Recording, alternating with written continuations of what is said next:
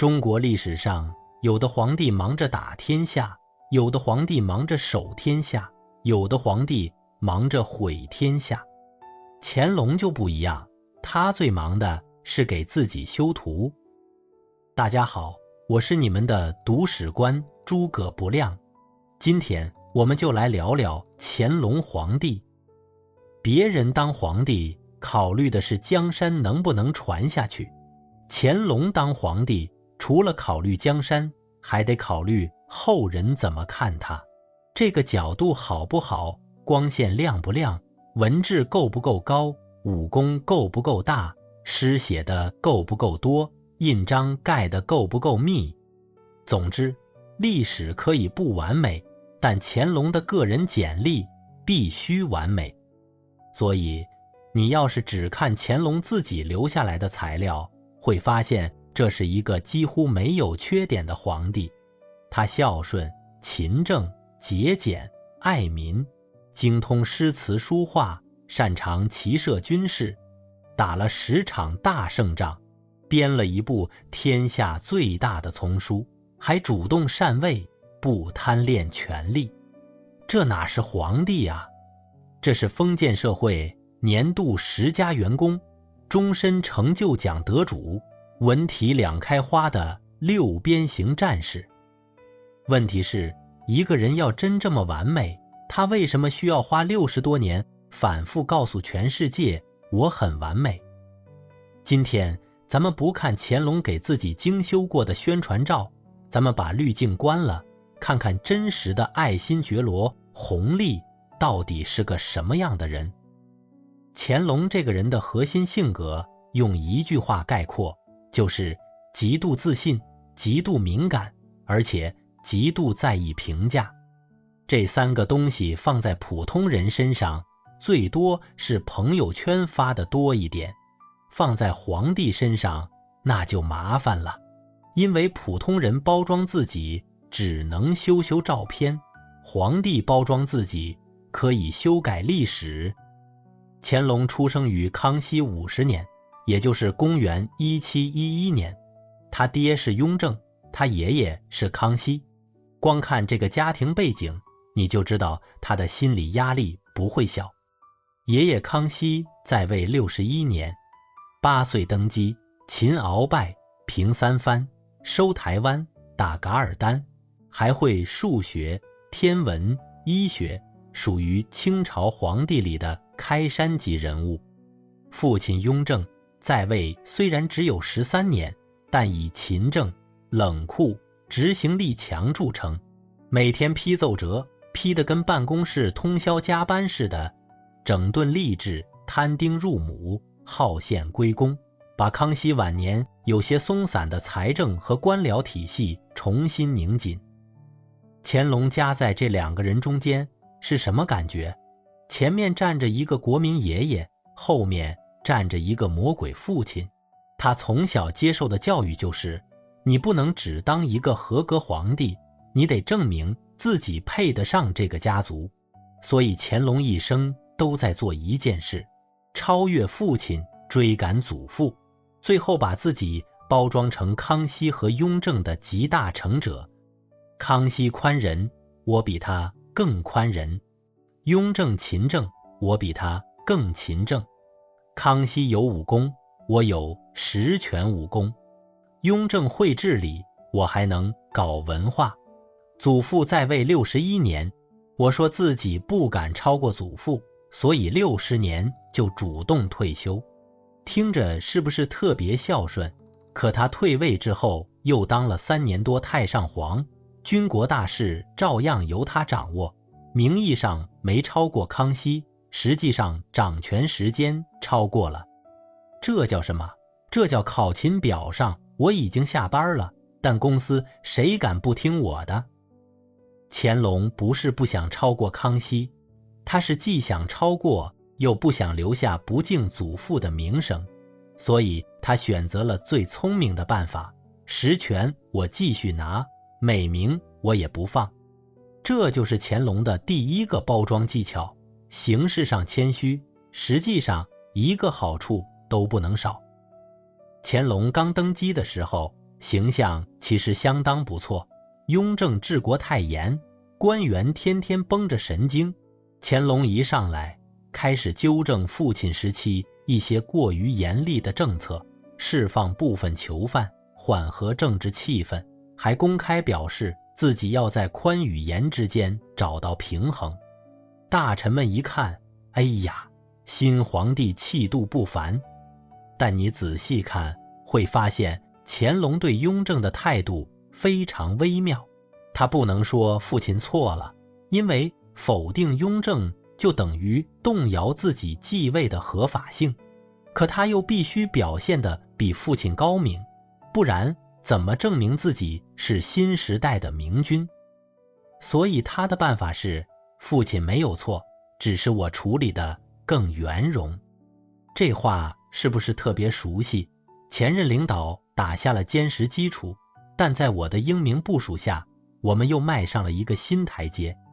乾隆非常擅长这种叙事，功劳不能说是从零开始，因为那会显得不孝，但也不能只说继承，因为那会显得自己没本事。因此他的官方形象永远是继承康熙雍正，又超越康熙雍正。乾隆内心最怕的不是别人说他残暴，也不是别人说他奢侈，他最怕别人说他名不副实。你说他坏，他可以说这是帝王权术；你说他狠，他可以说这是维护江山。但你要说他没文化，不会打仗，没有祖父厉害，那是真能戳到他心窝子里。所以乾隆一辈子疯狂写诗。故宫博物院的介绍称，乾隆一生留下诗作42000余首，相关研究统计，其御制诗集所收诗作约41800首，数量几乎赶得上整个全唐诗。4万多首是什么概念？按他活88周岁计算，从出生那天开始，平均每天都得写1点多首。实际当然主要集中在成年之后，那写作强度就更高了。李白一生流传下来的诗大概1000首左右，杜甫1400多首，乾隆一个人顶几十个李白加杜甫。那为什么大家背床前明月光，没人背乾隆呢？因为诗歌这个东西，产量和质量不是一回事儿。老母鸡一天能下1个蛋，那是劳动模范。你一天写3首诗，不一定是诗仙，也可能只是没人敢劝你少写。乾隆自己倒挺清醒，他评价自己写诗的特点是拙速，意思是写的不一定精，但写得快。问题是，他虽然知道自己写的一般，却还是要写，还得刻印成集，还得让大臣唱和，还要在古代名画名帖上题诗。这就说明乾隆写诗的主要目的未必是文学创作，而是身份建构。他要证明自己不是只会骑马射箭的满洲皇帝，他还是中华文化的最高裁判。你们汉人不是崇拜诗书吗？那我就成为全天下写诗最多的人。你们不是收藏古画吗？那我就在古画上题字盖章，证明这些东西经过了我的认证。乾隆收藏书画有个特点，东西到了他手里，他不光要看，还要留下痕迹。今天盖个乾隆御览之宝，明天盖个三希堂经鉴喜，心情好了写首诗，诗写不下了就在旁边找空地继续写。有些传世名作被他盖得跟旅游景点纪念章一样。乾隆可能觉得这是朕与古人进行跨时空交流，古人要是能说话，大概会说，您交流就交流，能不能别往我脸上盖？但在乾隆心里，盖章这件事非常重要，因为它不是单纯欣赏艺术品，而是在宣布所有权和解释权。王羲之好不好，我说了算；赵孟頫高不高，我来评价。历代书画传到今天，都要经过乾隆这一关。他要把自己放在整个中国文化传统的终点位置，不是我进入了中华文化，而是中华文化汇聚到了我这里。所以乾隆特别喜欢编书、修书、整理书。乾隆38年前后，清廷开设四库全书馆，征集天下图书，编纂四库全书。这项工程确实规模巨大，是乾隆时期最显眼的文化工程之一。可与此同时，清廷又借征书、审书的机会，查禁和销毁大量被认为有反清伪爱内容的书籍。文字狱也在乾隆时期达到严酷程度。故宫博物院对乾隆的评价也明确指出，四库全书是其重要文化成就，但大兴文字狱焚毁典籍，使他的文志黯然失色。这就很有意思了。乾隆一手保存文化，一手删除文化，一手说我要整理天下知识，一手说有些知识不许存在。所以四库全书不只是一项文化工程，还是一次大规模内容审核。天下读书人把书交上来，皇帝派人分类，这个能留，那个要改，这本有问题，那本作者祖上说过大清坏话，拖出去处理。乾隆真正想要的不是一个原汁原味的中华文化，而是一个经过皇家消毒、符合大清统治需要的中华文化。这也符合他的心理。乾隆喜欢文化，但他更喜欢可控的文化。他可以欣赏文人的才华，却不能容忍文人拥有独立的评价权。他可以让臣子写诗，却不能让臣子定义他。他可以容许你夸得不够漂亮，但不能容许你在字缝里藏着一点不服。乾隆时期的文字狱，很多案件放到今天看，简直像阅读理解成经了。作者写个明月，有人说你是不是思念明朝；写个清风不识字，有人说你是不是讽刺满人没文化。一本书里出现不合规的字眼，不光作者倒霉，替他作序的、刻书的、卖书的都可能跟着出事。很多时候未必真有人反清，而是整个官僚系统都知道皇帝敏感，于是争相表现忠诚。乾隆未必每次都亲自拿着放大镜找反诗，但他营造了一个环境，谁能从普通文字里发现政治问题，谁就是忠臣。结果官员一个比一个会联想，这和皇帝的性格是高度一致的。乾隆表面上自信得不得了，自称圣主明君，实际上对舆论极度不放心。真正稳定的自信不需要天天删评论，越是反复强调自己拥有四海、万国来朝、文治武功天下第一，越说明他害怕有人不认这套叙事。说到武功，乾隆的包装能力就更明显了。乾隆晚年把自己在位期间的10次重要军事行动总结为10全武功，并自称10全老人，其中包括平定准噶尔、大小和卓之战、大小金川战争、征缅、安南之役、台湾林爽文事件和2次库尔喀战争等。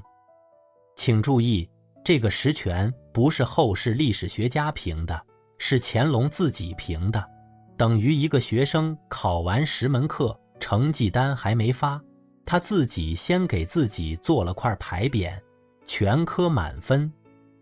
这10场战争里，确实有对清朝版图和边疆秩序影响深远的胜利，尤其是准噶尔及大小和卓方向的战争，对清朝控制西北具有重大意义。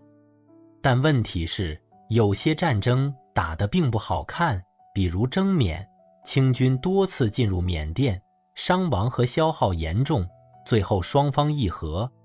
安南之役，清军前期进入升龙，后来又遭到阮惠军队反击。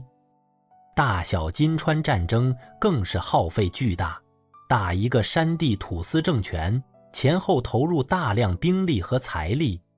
可到了乾隆的总结里，全是胜利。为什么？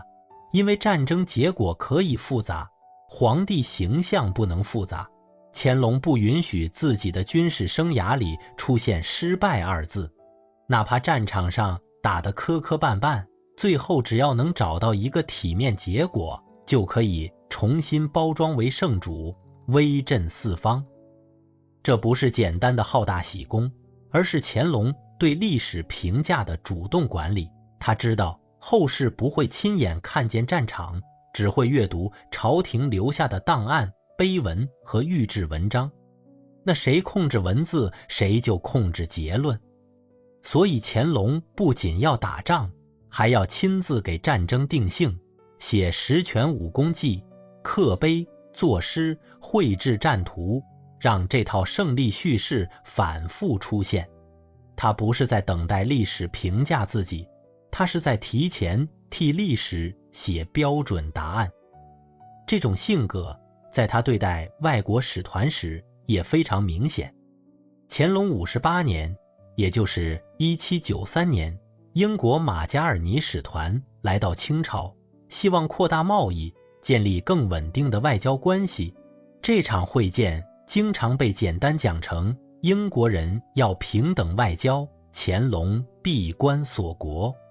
实际情况比这复杂，当时双方在礼仪、外交体系、贸易诉求上存在巨大差异，英国自身也带有扩张目的。但乾隆的心理确实值得分析，在他建立的世界观里，大清位于天下中央，周边国家都是来朝贡的。外国使团来到皇帝面前，不是两个国家平等谈判，而是远方之人仰慕天朝。所以英国人带来的科学仪器、机械装置和工业产品，在乾隆眼里很难被理解为一个新兴工业国家展示能力，反而更容易被归入进贡奇巧。这不是乾隆完全看不懂钟表，而是他的政治身份不允许他承认对方可能代表一种值得大清认真学习的新力量。因为只要承认英国在某些方面先进，他苦心经营的天朝无所不有形象就出现裂缝。故宫博物院在乾隆生平介绍中也指出，乾隆的视角仍主要局限于中国本土，对同时期欧洲正在发展的科学文化缺乏足够认识。这就是包装型人格最危险的地方。当现实和形象发生冲突时，他不是调整形象，而是拒绝现实。乾隆一生运气很好，他接手的是雍正留下的财政基础，面对的是清朝国力总体仍处高位的时代。康熙和雍正已经替他解决了很多制度和权力上的大问题。换句话说，他出生时就在高点，登基时接手的是一家现金流不错、市场份额庞大、内部管理严格的超级公司。乾隆前期也确实有能力，勤于政务，懂得平衡满汉官员，重视边疆治理。他不是草包，更不是只会旅游盖章的花架子。恰恰相反，他很聪明，也很懂政治。但问题在于他太早成功，成功得太久，久到后来已经无法分清到底是自己永远正确，还是这个帝国暂时还能替自己的错误买单。乾隆前期的自信来源于能力，乾隆后期的自信逐渐变成了权力造成的幻觉。皇帝当了40年、50年之后，他身边已经很难有人告诉他真话。不是没有人看出问题，而是整个政治体系都学会了乾隆最喜欢的表达方式，皇帝想听盛事，那就汇报盛事；皇帝喜欢祥瑞，那就呈报祥瑞；皇帝要万国来朝，那外国商人、使节、边疆首领都可以在官方文本里变成仰慕天朝的远人。乾隆晚年看到的世界越来越像一面镜子，他以为镜子里是天下，其实镜子里全是自己。南巡也是乾隆形象工程的重要组成部分。乾隆一生六下江南，南巡不只是游山玩水，也包含巡视河工、免赋税、笼络士绅、检阅军队、祭祀灵庙等政治目的。但如此庞大的巡幸也耗费大量人力物力，地方官员和盐商为了接驾竞相铺张。乾隆为什么特别爱下江南？因为江南对他来说不只是风景区，还是政治舞台。江南是财富中心，也是汉族文化精英最集中的地方。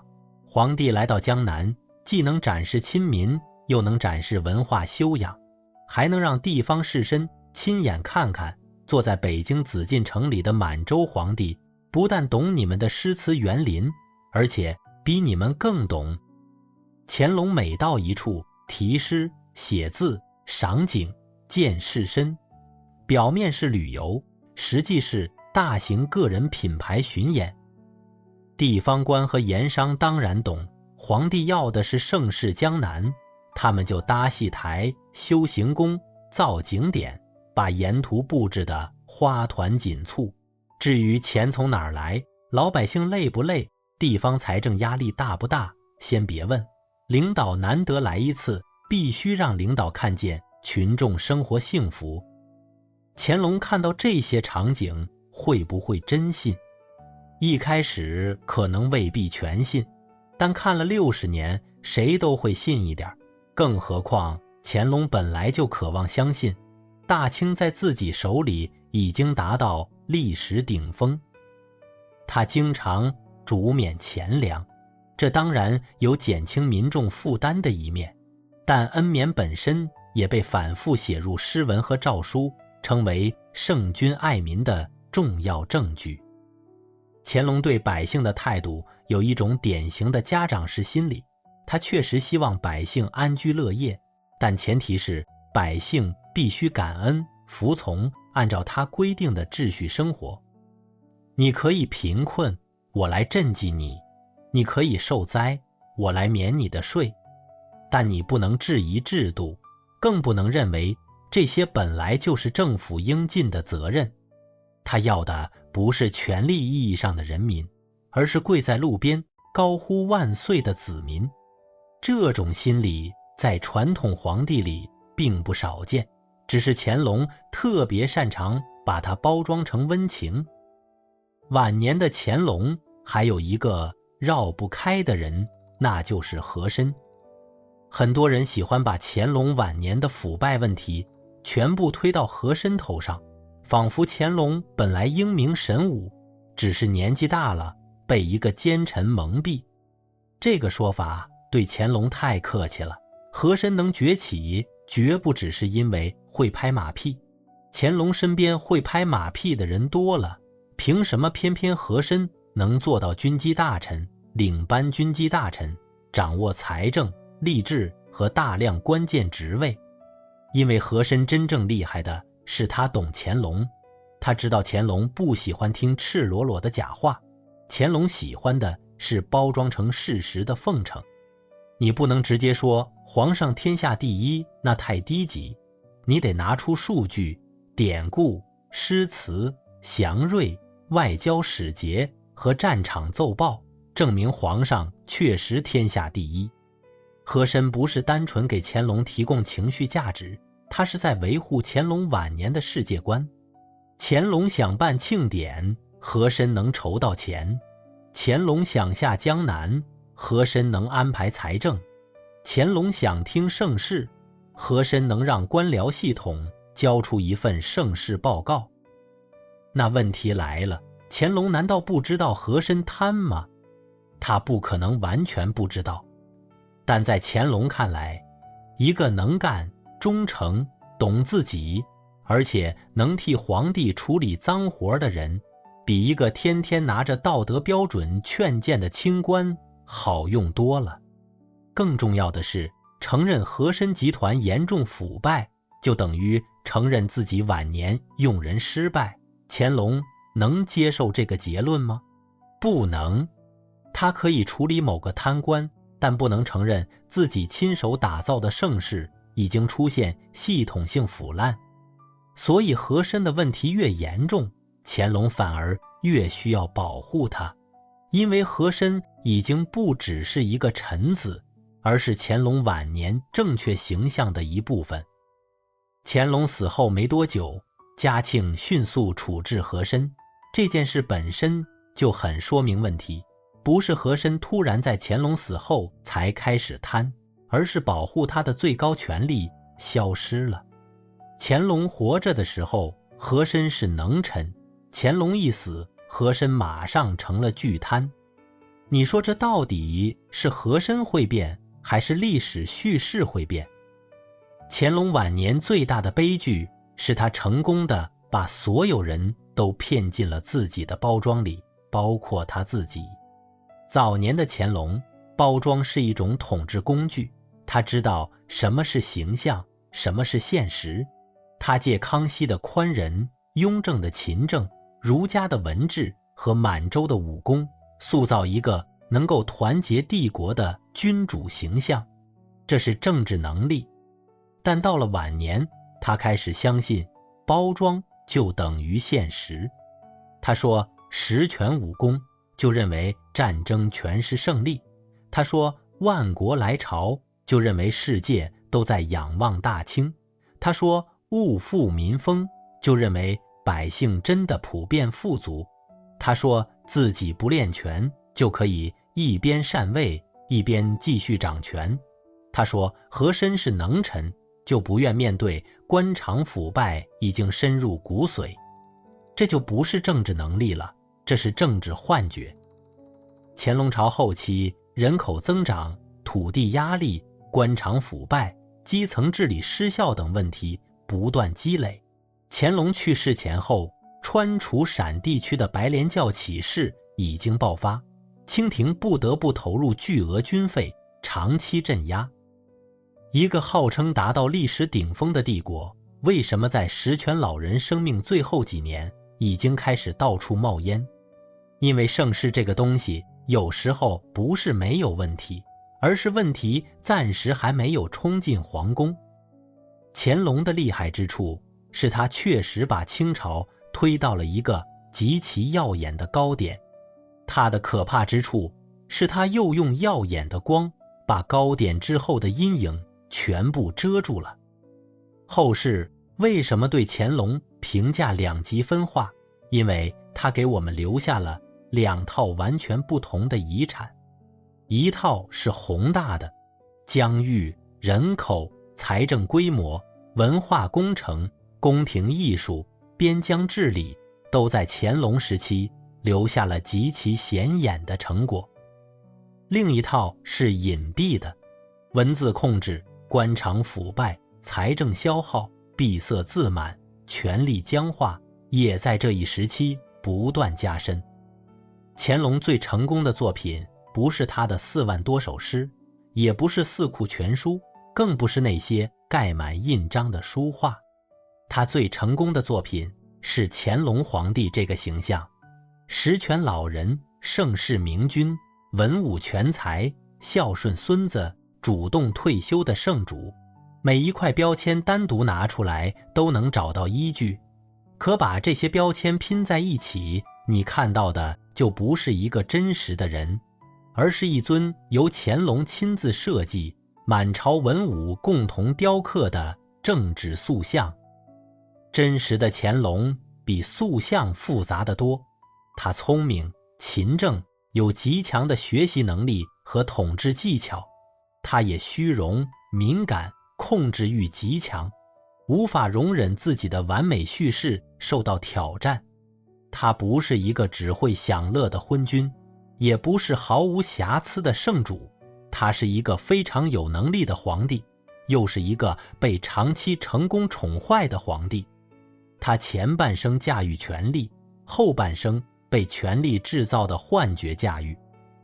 所以乾隆这一生最值得后人警惕的，不是一个人喜欢吹嘘自己，人嘛，谁还不想美化一下自己的简历？但是真正危险的是，当一个人掌握了绝对权力，他不但可以美化自己的简历，还能要求整个国家一起相信。他说这是盛世，大臣就不敢报告衰败；他说这是胜利，将领就必须把议和写成凯旋；他说自己宽仁，被文字狱处置的人就连喊冤的资格都没有；他说已经交权，新皇帝还得站在旁边等他发话。乾隆确实很会包装自己，可惜一个皇帝把自己包装得越完美，国家就越难看见真实的问题。等包装纸终于被撕开，里面那个看似坚不可摧的大清王朝已经开始变质了。乾隆留下的不是一个简单的答案，而是一道历史选择题。一个统治者究竟应该努力成为明君，还是努力让所有人相信他是明君？乾隆选择了两个都要，前半生他基本做到了，后半生他只剩下第二个。所以历史从来不怕皇帝犯错，最怕的是皇帝犯了错还要求天下人一起鼓掌。好了，今天就先聊到这里。我是你们的读史官诸葛不亮，欢迎点赞和订阅频道。再会。